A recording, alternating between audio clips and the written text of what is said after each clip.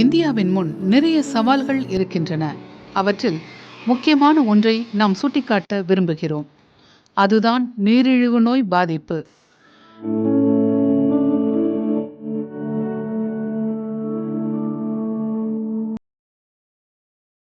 இருபது வயது தொடங்கி 70 வயது வரையானவர்களுக்கு நீரிழிவு நோய் பாதிப்பு அதிகரித்து வருவது கவலைக்குரிய விஷயம்தான்.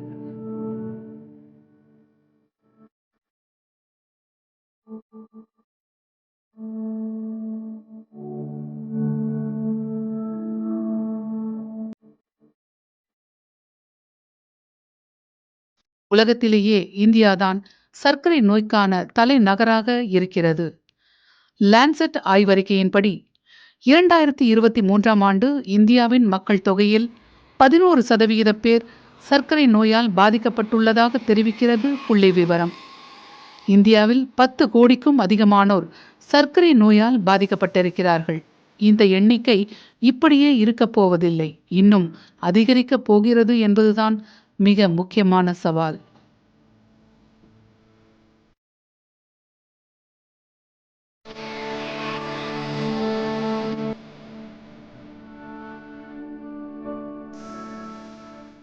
ஃப்ராங்க் டேட்டா ஒன்று சொல்கிறேன். 2019 77 million people already full blown டயபெட்டிக்ஸ்ன்னு டயக்னோஸ் ஆகப்பட்டாங்க. அந்த டேட்டாவை எக்ஸ்ட்ராபுலேட் பண்ணி 2045 பார்க்கும் பொழுது 145 million people will be diagnose with full blown diabetes. இது வந்து ஒரு இன்ஃபர்மேஷன். அடுத்து மெயின் இது நான் இப்போ உங்கள்கிட்ட சொல்கிறேன் பாருங்கள், ஹெல்ப் பண்ணுறேன் பாருங்கள். இதுதான் இருக்கிறதுலே ரொம்ப டஃப்பான ஒன்று. இப்போ நம்ம நார்மலாக வந்து டயபெட்டிஸ்லாம் எனக்கு இல்லை அப்படின்னு ஜென்ரல் பாப்புலேஷனில் சுற்றிட்டு இருக்காங்களே, அதில் 57% people are undiagnosed pre diabetic people. அப்படின்னா என்னென்னா, அவங்களையும் சேர்த்து இது பண்ணோன்னா இந்த நம்பர் வந்து வில் பி 46% மேலே அதிகமாகும். இது ஒரு பாயிண்ட். அடுத்த பாயிண்ட், ஏஜ் ஆக ஆக டயபெட்டிக் டெண்டன்சி வந்து அதிகமாகும். So they'll be more prone for diabetes. So இப்போ வந்து நம்மளுடைய கண்ட்ரியில் 15 இயர்ஸ் to 64 இயர்ஸ்க்குள்ளார பார்த்தீங்கன்னா 67% பீப்புள் இருக்காங்க. 25% people less than 15 years and 7 to 8% people more then 65 years. இப்போ இந்த யங் பாப்புலேஷன் இருக்குல்ல, இந்த ஒர்க்கிங் பாப்புலேஷன், இந்த பாப்புலேஷனில் 20 வருஷம் கழித்து பார்த்தீங்கன்னா 40 க்ராஸ் பண்ணி இருக்கிற இப்போ உள்ள மக்கள் ஈஸியாக 60 க்ராஸ் பண்ணியிருப்பாங்க. ஸோ இதில் என்ன தெரியுதுன்னா, இப்போ நம்ம கேர்ஃபுல்லாக இல்லைன்னா இந்த யங் பாப்புலேஷன் ஈஸியாக நிறைய பேர் ஏற்கனவே டயபெட்டிக்கு நிறைய பேர் டயபெட்டிஸ்ன்னு தெரியாமல் சுற்றிக்கிட்டு இருக்காங்க. இனி போக போக இன்னும் அதிகமாக சுகர் பேஷண்ட்ஸ் இன்க்ரீஸ் ஆவாங்க.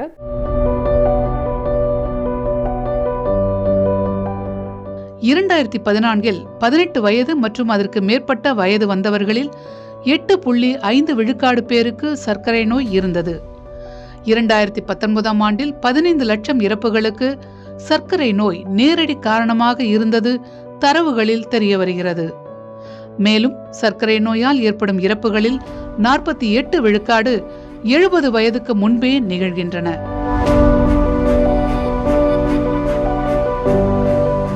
நான்கு 4,60,000 சிறுநீரக நோய் இறப்புகள் சர்க்கரை நோயால் ஏற்பட்டன. இரத்த குளுக்கோஸின் அதிகரிப்பு என்பது சுமார் 20 விழுக்காடு இருதய நோய் இறப்புகளுக்கு காரணமாகிறது. ஒவ்வொன்றும் ஒவ்வொன்றுடன் பின்னி பிணைக்கப்பட்டவையாக இருக்கின்றன. சர்க்கரை நோயும் அப்படித்தான். உடல் உறுப்புகளோடு பின்னி பிணைந்து தாக்கத்தை ஏற்படுத்திவிடுகிறது. சர்க்கரை நோய்க்கான மருத்துவ சிகிச்சைகள், வாழ்க்கை முறை மாற்றம் போன்றவை மேற்கொள்ளப்பட்டாலும் பாதிப்பென்பது தொடர்ச்சியாக அதிகரித்தே வருகிறது. இதனால் இதய நோய், நுரையீரல் நோய், குடல் நோய் மட்டுமன்றி புற்றுநோயும் ஏற்படுவதாக சமீபத்திய ICMR ஆய்வறிக்கை தெரிவிக்கிறது.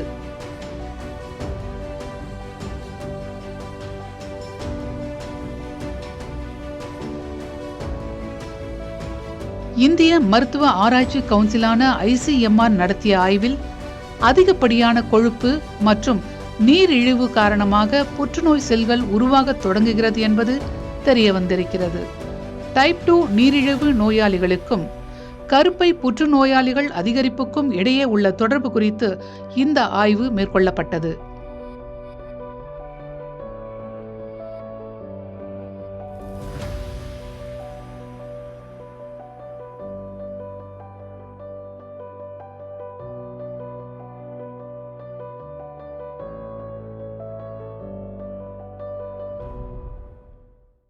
இன்சுலின் டிபெண்டன்ட் டயபெட்டிஸ், அதாவது நம்ம உடம்புல இன்சுலினே இருக்காது, இன்சுலினே சுரக்காது கணையத்திலிருந்து. அந்த மாதிரி இருக்கிறவங்களுக்கு சர்க்கரை வியாதி வரும். இது ஒரு வகை. இரண்டாவது வகை, அதான் இதுதான் வந்து காமனாக இருக்கக்கூடியது, அதாவது டைப் 2 டயபெட்டிஸ்ன்னு சொல்லுவாங்க. இது வந்து இன்சுலின் ரெசிஸ்டன்ஸ் டயபெட்டிஸ், அதாவது நம்ம உடம்புல இன்சுலின் இருக்கும், ஆனால் அந்த இன்சுலின் வந்து நான் சொன்னேன் இல்லைங்களா, செல்லில் குளுக்கோஸை எடுத்துக்கும், அந்த இடத்துல வந்து அந்த இன்சுலின் வேலை செய்யாது. இது வந்து அது இன்சுலினுக்கு அந்த செல் வந்து ஒரு ரெசிஸ்டன்ஸ் டெவலப் பண்ணிக்கும். ஸோ இதுதான் காமனாக இருக்கக்கூடியது. இந்த மாதிரி நோயர்களுக்கு பார்த்தீங்கன்னாக்கா கணையம் வந்து இன்சுலினை சுரக்கும். அந்த சுகர் லெவல் உடம்புல குறையாத பட்சத்தில் அது மேலும் மேலும் அதிகமாக இன்சுலினை சுரந்துக்கிட்டே இருக்கும். ஆனால் அந்த இன்சுலின் உடம்புல வேலை செய்யாது, இன்சுலின் ரெசிஸ்டன்ஸ் இருக்கும். அப்போ அவங்க உடம்புல என்ன ஆகும், இன்சுலின் லெவல் ரொம்ப அதிகமாக போகும். இதான் வந்து நம்ம வந்து ஹைப்பர் இன்சுலினீமியான்னு சொல்லுவோம். ஸோ இந்த மாதிரி இன்சுலின்ற ஹார்மோன் நார்மல் லெவலை விட அதிகமாக போகும்பொழுது அது உடலில் பல வகை பாதிப்புகள் ஏற்படுத்தும். இப்போ என்னென்னு பார்த்தோன்னாக்கா இன்சுலினோட ஆக்டிவிட்டி வந்து 2 டைப்பாக இருக்குது. ஒன்று, உடம்புல இருக்கக்கூடிய செல்ஸில் சுகரை உள்ளே தள்ளுற வேலை. ஸோ ஒரு செல்லும் வேலை செய்யும், அது ஒரு வேலை. இன்னொரு வேலை என்ன அப்படின்னு பார்த்தோம்னாக்கா அதே இன்சுலின் செல் டிவிஷன், அதாவது மைட்டோசிஸ்ன்னு சொல்கிறோம் இல்லைங்களா, செல் டிவிஷனையும் அதிகப்படுத்தும். ஸோ இது அதோட இன்னொரு வேலை. இப்போது சுகர் ஒரு செல்லுலேயும் அந்த இன்சுலின் சுகர் எடுத்துக்கிற வேலையை செய்யலை அப்படின்னு சொன்னான்னாக்கா இன்சுலின் லெவல் உடம்புல அதிகமாகும் பொழுது அது இரண்டாவது வகையான இந்த மைட்டாட்டிக் ஆக்டிவிட்டி, செல் டிவிஷனை வந்து அதிகப்படுத்தும். செல் டிவிஷன் ஒரு புற்றுநோய் உருவாகிறதும் வந்து இந்த மாதிரி ஒரு மைட்டாட்டிக் ஆக்டிவிட்டியில் தான். ஸோ அந்த மாதிரி அதிகப்படுத்தும் போது இது முன்னையிலிருந்தே எப்போ யாரெல்லாம் ஹைப்பர் இன்சுலினியா இருக்கோ அவங்களுக்குலாம் பல வகை கேன்சர், இப்போ ஐசிஎம்ஆர் சொல்லியிருக்கக்கூடிய கர்ப்பப்பை புற்றுநோய் மட்டும் இல்லை, ப்ராஸ்டேட் கேன்சர், பிரெஸ்ட் கேன்சர், கோலோரெக்டல்னு சொல்லக்கூடிய குடல் புற்றுநோய், இது மாதிரி பல வகை புற்றுநோய்க்கு வந்து இன்சுலின் அதிகமாக இருக்கிறது ஒரு காரணம் அப்படின்றத முதல்ல பல ஆராய்ச்சி கட்டுரைகளை வெளியிட்டிருக்காங்க. இரத்தத்தில் குளுக்கோஸ் அளவு அதிகரிக்கும் போது கருப்பையில் புற்றுநோய் செல்கள் வளர்ச்சி மற்றும் பரவல் அதிகரிக்கும் என்கிறது ஐசிஎம்ஆர் ஆய்வறிக்கை. கருப்பை புற்றுநோய் மற்றும் சர்க்கரை நோய்க்கான அறிகுறிகளை முதலில் புரிந்து கொள்ளலாம்.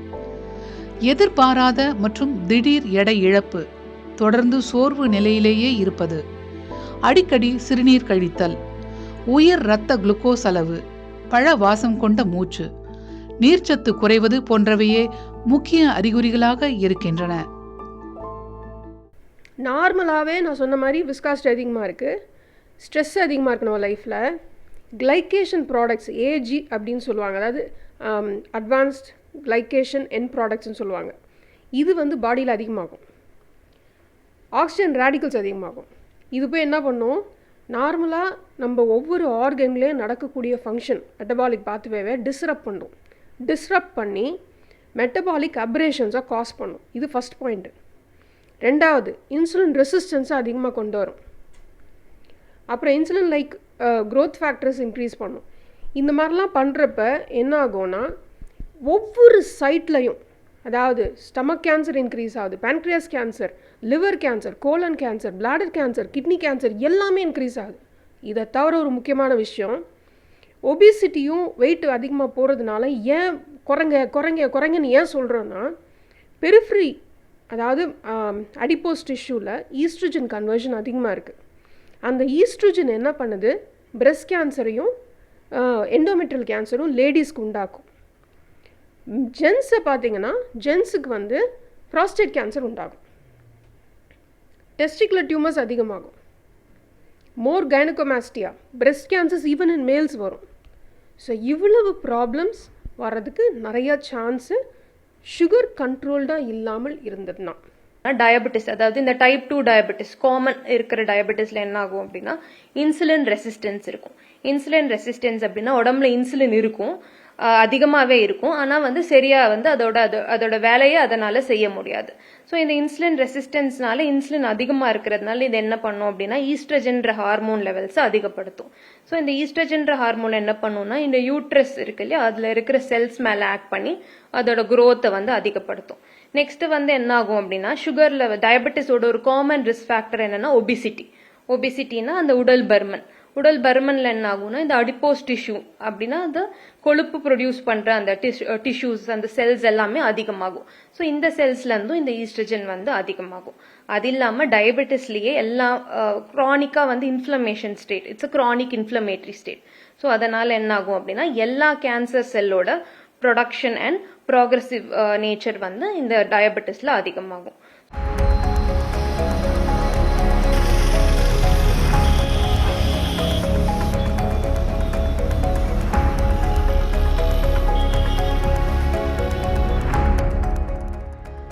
நீரிழிவு, புற்றுநோய் இந்த 2 நோய்களையும் இணைக்கும் புள்ளியாக இருப்பது உடல் பருமன் என்பது ICMRன் அதிர வைக்கும் ஆய்வறிக்கையாக இருக்கிறது.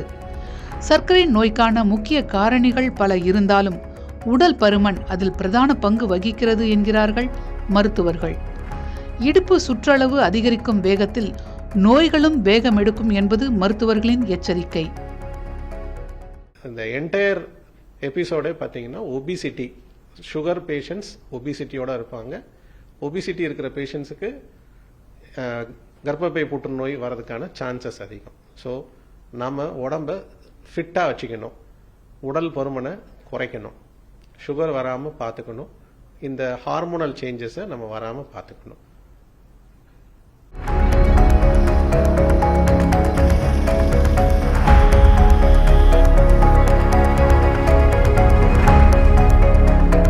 சர்க்கரை நோயாளிகளின் எண்ணிக்கை அதிகரித்துக் கொண்டே போகும் நிலையில் இதனை கட்டுப்படுத்துவது அவசியம் என்று எச்சரிக்கும் மருத்துவர்கள், தற்போது இளம் பருவத்தில் இருப்பவர்கள் தங்கள் உடல் எடையை சீராக வைத்திருப்பதன் மூலம் அவர்களின் முதிய பருவத்தில் சர்க்கரை நோய் வராமல் தடுப்பதோடு வந்தால் கட்டுக்குள் வைக்கவும் முடியும் என்கிறார்கள்.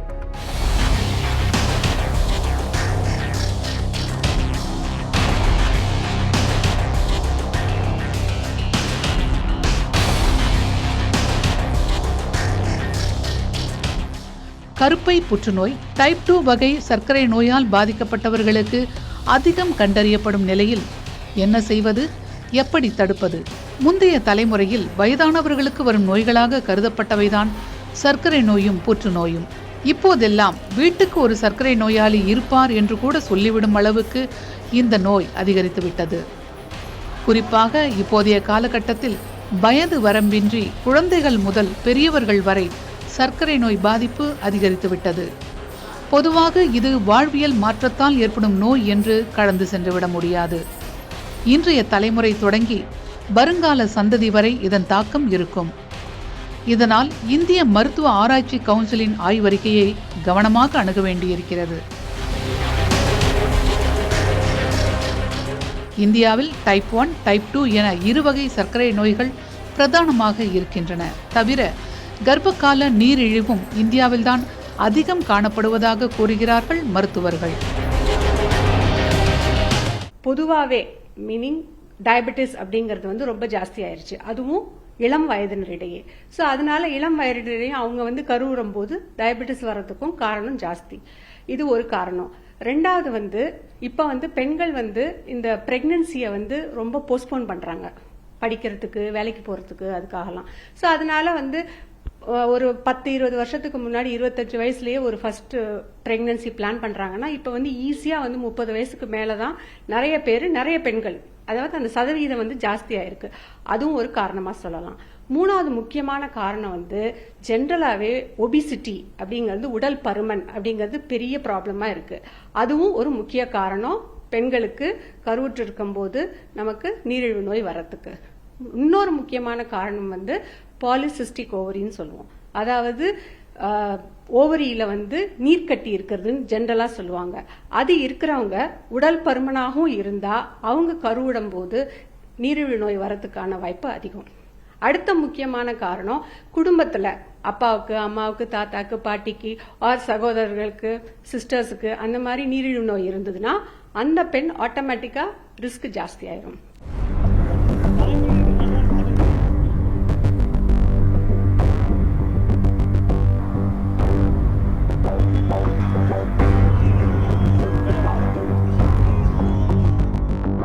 கர்ப்பப்பை புற்றுநோய் இருப்பதை எப்படி கண்டறியலாம், அதற்கான சிகிச்சை என்ன என்று விவரிக்கிறார் மருத்துவர்.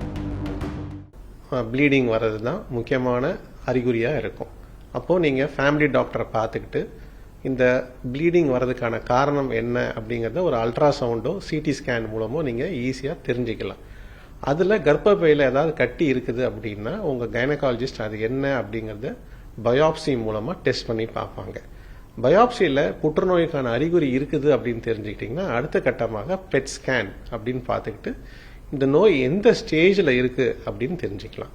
இது ஆரம்ப கட்டத்தில் இருந்துச்சுன்னா சர்ஜரி பண்ணால் மட்டுமே போதும், அறுவை சிகிச்சை மட்டுமே போதுமானதாக இருக்கும். இதே இது செகண்ட் ஸ்டேஜ், தேர்ட் ஸ்டேஜ் அப்படின்னு போகும்போது அறுவை சிகிச்சையோடு சேர்த்து உங்களுக்கு ரேடியேஷன், எக்ஸ்ரே ட்ரீட்மெண்ட் மற்றும் கீமோதெரப்பி, கேன்சர் புற்றுநோய் மருந்தியல் இதுவும் நமக்கு சேர்த்து கொடுக்குற மாதிரி இருக்கும். ஸோ நம்ம ஆரம்ப நிலையிலே கண்டுபிடிச்சிட்டா இந்த நோயை ஈஸியாக குணப்படுத்திடலாம். முக்கியமாக விமென்க்கு வந்து ஸ்க்ரீனிங் ப்ரோக்ராம் அதிகமாக்கணும். அதாவது லெஸ் தென் 40 இயர்ஸ் வந்து ultrasound breast, more than 40 years வந்து மேமோகிராம். அப்புறம் ஏதாவது family risk of breast and endometrial cancer, ovarian cancer அப்படி இருந்ததுன்னா அதுக்கு உண்டான டிரான்ஸ்வஜானல் அல்ட்ராசவுண்ட் பண்ணி வேறு ஏதாவது பிரச்சனை இருக்கான்றது ரூல் அவுட் பண்ணிக்கணும்.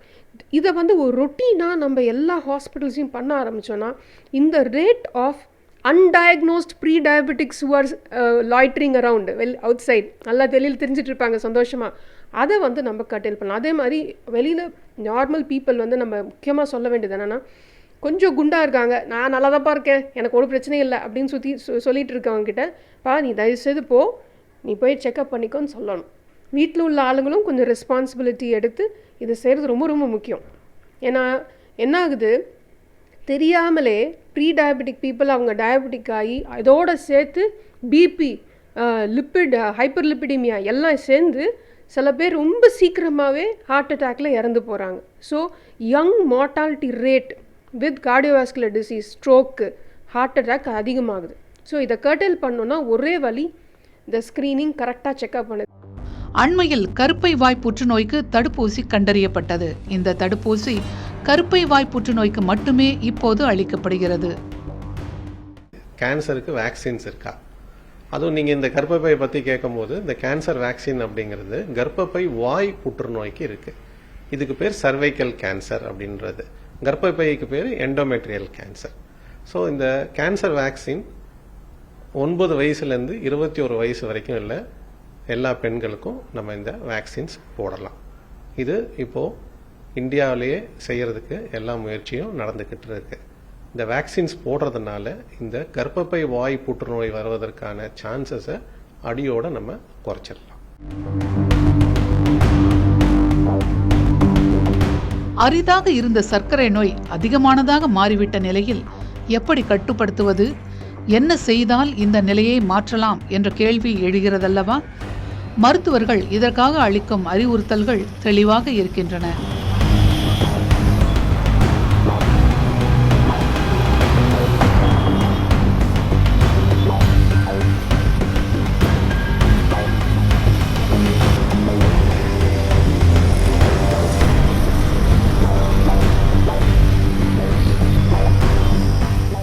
ஒருத்தங்க உடம்புல டெவலப் ஆகாமல் இருக்கணும் அப்படின்னாக்கா அதுக்கு 3 முக்கியமான விஷயங்கள் மக்கள் பின்பற்றணும். ஒன்று வந்து ஆக்டிவிட்டி.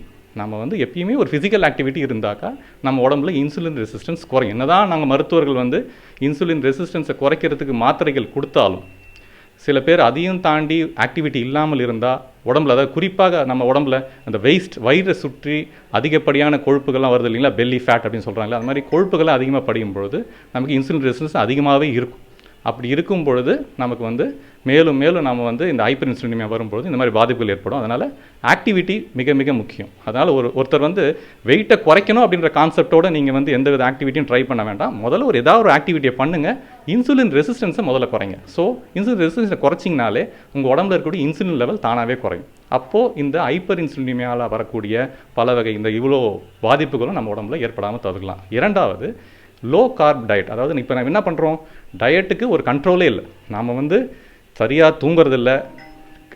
மிட் நைட்டு டயட்லாம் இப்போ ரொம்ப ஃபேமஸ் ஆகிட்டு வருது. மிட் நைட் பிரியாணின்றாங்க, ஃபாஸ்ட் ஃபுட்டுன்றாங்க. இதெல்லாமே வந்து பார்த்திங்கன்னா பாஸ்தா, இதெல்லாமே வந்து ஹை கார்ப் டயட். இந்த மாதிரி அதிகப்படியான சுகரை கண்ட நேரத்தில் தூக்கம் இல்லாமல் ஒரு ஸ்ட்ரெஸ்ஸில் நம்ம வந்து எடுத்துக்கும் பொழுது இது எல்லாமே வந்து பாதிப்பு ஏற்படுத்துது.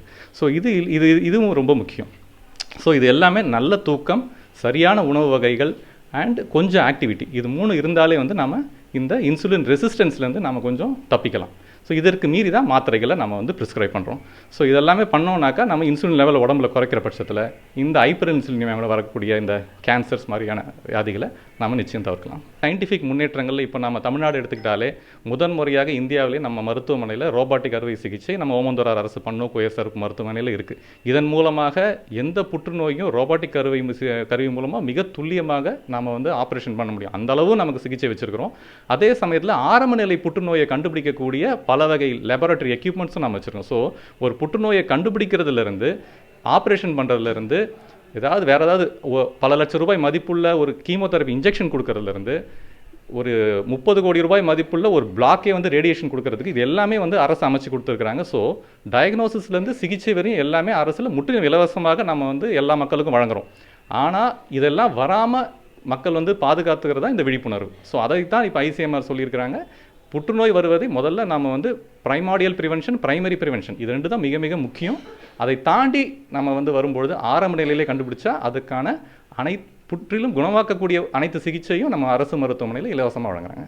ஒன்ஸ் டயபெட்டிஸ் வந்துருச்சு அப்படின்னா மெயின் திங் என்னன்னா டயபெட்டிஸ் கண்ட்ரோல், செகண்ட் வந்து ஹெல்த்தி வெயிட் வந்து மெயின்டைன் பண்ணுறது. ஸோ டயபெட்டிஸ் கண்ட்ரோலுக்கு ஃபர்ஸ்ட் திங் வந்து ரெகுலராக எக்ஸசைஸ் பண்ணணும், பேலன்ஸ் டயட், ப்ரிஸ்கிரைப் டயட் வந்து எடுத்துக்கணும். தேர்ட் வந்து நம்ம டாக்டர்ஸ் ப்ரிஸ்கிரைப் பண்ணுற மெடிக்கேஷனை ரெகுலராக எடுத்துக்கணும். ப்ளஸ் ரெகுலராக செக் பண்ணி மானிட்டர் பண்ணி லெவல்ஸை மெயின்டைன் பண்ணோம் அப்படின்னா இதை வந்து இந்த டயபெட்டிஸ் கண்ட்ரோலில் இருந்தது அண்ட் ஒபிசிட்டி வெயிட் கண்ட்ரோலில் இருந்ததுன்னா இதை ப்ரிவென்ட் பண்ண முடியும்.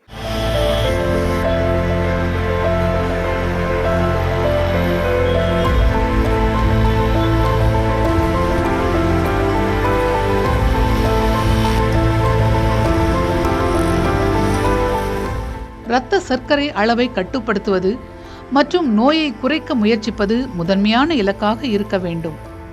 சர்க்கரை நோய் ஆரம்ப நிலையில் இருக்கும்போதே கட்டுப்படுத்தினால் அதன் பிறகான தொடர் விளைவுகளை குறைக்கலாம் என்கிறார்கள் மருத்துவர்கள். மொத்தத்தில் ஆரோக்கியமான வாழ்க்கைக்கு தினசரி உடற்பயிற்சி, சரிவிகித உணவு, ஆரோக்கியமான உணவு பழக்கம், நொறுக்கு தீனிகளை தவிர்ப்பது என இருந்தால் சர்க்கரை நோயையும் தவிர்க்கலாம் அல்லது கட்டுப்படுத்தலாம். இதன் மூலம் கருப்பை புற்றுநோய்களையும் தடுக்கலாம். உறுதியேற்போம், ஆரோக்கியமாக இருப்போம்.